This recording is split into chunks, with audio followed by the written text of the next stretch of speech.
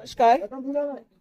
आज जो प्रेस वार्ता किया जा रहा है उसमें हमारे साथ उपस्थित जिला प्रभारी श्यामल किशोर सिंह जी, जिला अध्यक्ष याया सिद्दीकी जी, प्रखंड अध्यक्ष मीडिया के प्रभारी अनिल ओझा जी, एससी प्रकोष्ठ के चेयरमैन धर्मेंद्र जी, सभी प्रखंड अध्यक्षगण, फ्रंटल अध्यक्षगण यहाँ पर आप लोगों के समक्ष उपस्थित है।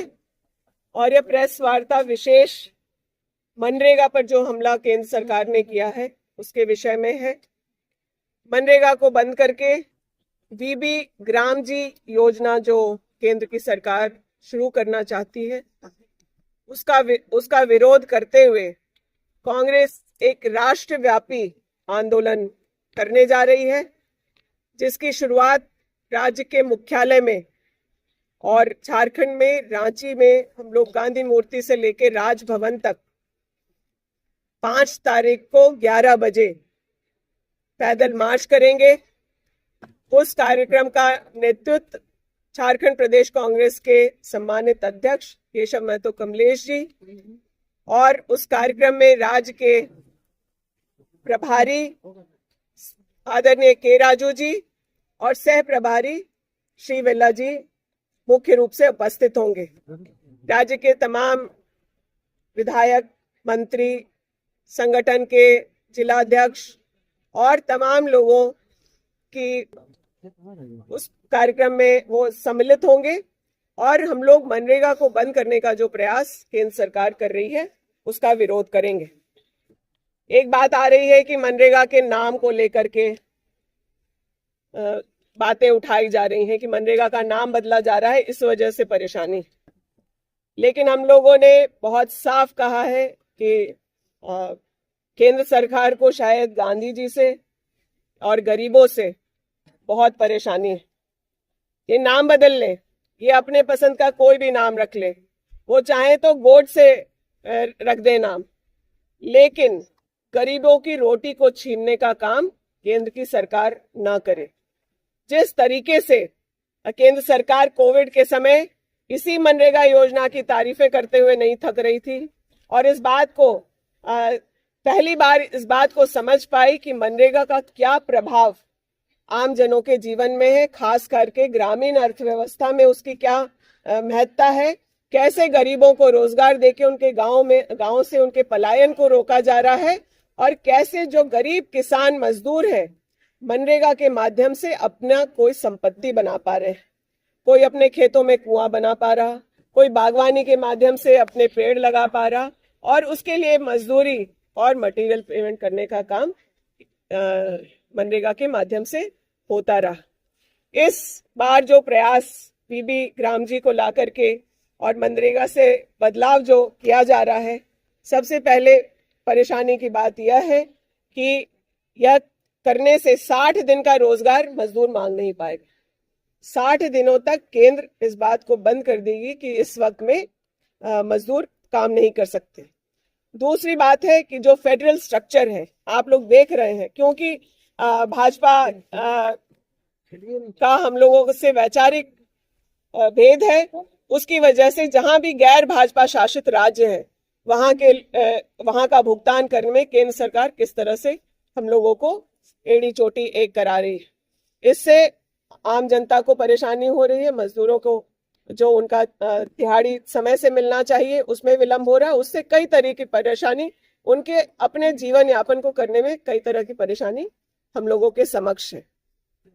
इस योजना को बंद करके, इस अधिकार को बंद करके, यह ऐसा अधिकार था कि इसकी स्टडी विदेशों में की जा रही थी कि कैसे एक इस तरह का अधिकार यूपीए की सरकार ने लाने का काम किया, जिससे गांव की अर्थव्यवस्था सुधर रही थी, वहां के लोगों की स्थिति सुधर रही थी और उसको अचानक बिना कैबिनेट में चर्चा किए, बिना मंत्री से चर्चा, यह भी बातें आ रही है कि इस विभाग के मंत्री को पता भी नहीं था इस तरह के का कोई चीज संसद में लाया जा रहा है। तो मुख्य बात यह है कि मनरेगा को बंद करने से इसका व्यापक प्रभाव ग्रामीण इलाकों में पड़ेगा। लोगों का करोड़ों बकाया है, मजदूर अपने लेबर पेमेंट को लेके, मटेरियल पेमेंट को, और मनरेगा कर्मी जो हैं उनके पेमेंट को भी व्यवधान केंद्र सरकार खास करके झारखंड राज्य में करती रही है। इन सब बातों को लेकर विरोध है और हम लोग इसकी लड़ाई आर पार की लड़ाई लड़ेंगे। और जिस प्रकार से कृषि बिल पर, काले कानून पर केंद्र सरकार को यू टर्न लेना पड़ा था, हम लोग यह सुनिश्चित करेंगे कि इस पर भी केंद्र सरकार वापस ले और मनरेगा को जो अधिकार मजदूरों के लिए था, आज मनरेगा आधार है कि आप कोई भी आकर के व्यक्ति बोलता है जो अन्य कामों में भी संलिप्त है, मजदूर नहीं है, वो अगर कोई नौकरी भी कर रहा है तो आकर के बोलता है मुझे मनरेगा से अधिक मजदूरी मिलनी चाहिए। मनरेगा एक आधार बन गया था जहां मजदूरों को सम्मानजनक मजदूरी मिलती थी। वो आधार बन गया था कि प्राइवेट सेक्टर में भी अगर किसी को लेबर से काम कराना है तो मनरेगा से कम पैसे देने पर उसे हमेशा यह भय रहता था कि हमें मजदूर नहीं मिलेंगे। तो क्या मजदूरों का इस देश में सम्मानजनक जीवन जीने का अधिकार नहीं है? क्यों इस तरह का निर्णय केंद्र सरकार ले रही है बगैर राज्यों से चर्चा किए हुए? राज्यों पर आर्थिक 60-40 का रेशियो तय किया है। ये आर्थिक बोझ राज्य सरकारों पर डालने का क्या तात्पर्य है? क्या गरीबों के लिए कोई भी योजना और अधिकार जिसको यूपीए ने 1 में और 2 में लाया गया, उसको क्यों बारी बारी बंद किया जा रहा है? नाम बदलने की परंपरा तो इन लोगों ने पहले ही दिखा दी। इंदिरा आवास के नाम से जाना जाता था, आज प्रधानमंत्री आवास का नाम आपने बदल कर दिया। लेकिन उस 1,20,000 को आप थोड़ा बड़ा दिल दिखाते कि नाम बदल दिया, कोई बात नहीं, लेकिन उसके लिए आप 2 लाख रुपए दे दें, 3 लाख रुपए दे दें, ताकि लोगों का एक पक्का छत आज की इस महंगाई में बेहतर बन सके। तो नाम बदलने का यह पुराना डरा रहा है केंद्र सरकार का। लेकिन उससे भी गंभीर बात यह है कि ये गरीबों के सीधे पेट पर लात मारने की बात है और इसको हम लोग किसी हालत में नहीं सहेंगे।